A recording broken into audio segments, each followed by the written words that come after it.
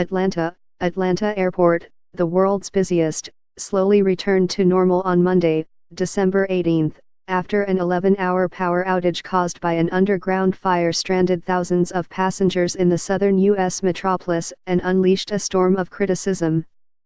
Electricity returned, but 400 flights were cancelled and long lines choked airline counters at Hartsfield-Jackson Airport as carriers struggled to cope with a backlog of exhausted passengers. Atlanta is the headquarters of Delta Air Lines, which said it had scrapped 300 flights, mostly morning arrivals, to give the operation there an opportunity to more quickly return to normal.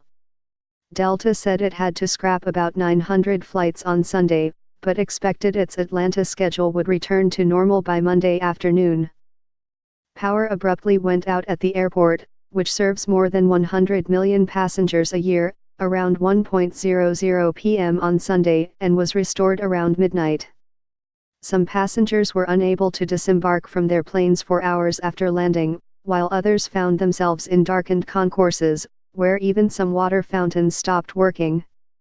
Photos and videos from the airport showed people walking or sitting in crowded airport corridors, with windows only partially cutting through the gloom. There were a few emergency lights on, but it was really dark, felt totally apocalyptic, said Heather Kerwin, who was in the terminal to take a flight for New York when the power went out. "I decided to get the hell out of there," Kerwin told CNN. A total of 1,180 flights to and from Atlanta were scrapped on Sunday, according to flight monitoring service FlightAware. Confusion and poor communication.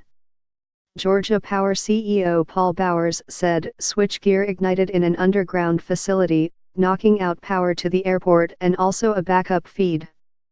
"We have our investigators in the tunnel," Bowers said, adding that foul play was not suspected.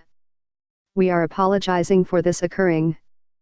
Atlanta Mayor Kasim Reed also issued his sincere apologies to the thousands of passengers whose day has been disrupted. Anthony Fox, a former transportation secretary under President Barack Obama, was among those who were stranded at the airport. "We all understand that snafus happen and most of the folks down here are doing their jobs to the best of their ability," Fox tweeted.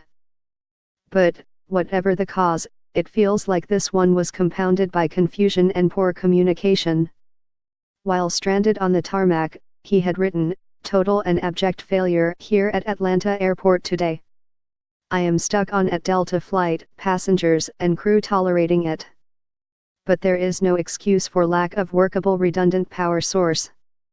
None." Mike Vistos told AFP that he and other passengers were trapped on their aircraft because the power went out just as it reached the terminal gate after arriving from Costa Rica. "Saturday on the plane for 6 hours and then cleared customs and immigration," said Vistos, who was trying to get home to Richmond, Virginia. "There are thousands of stories," he said.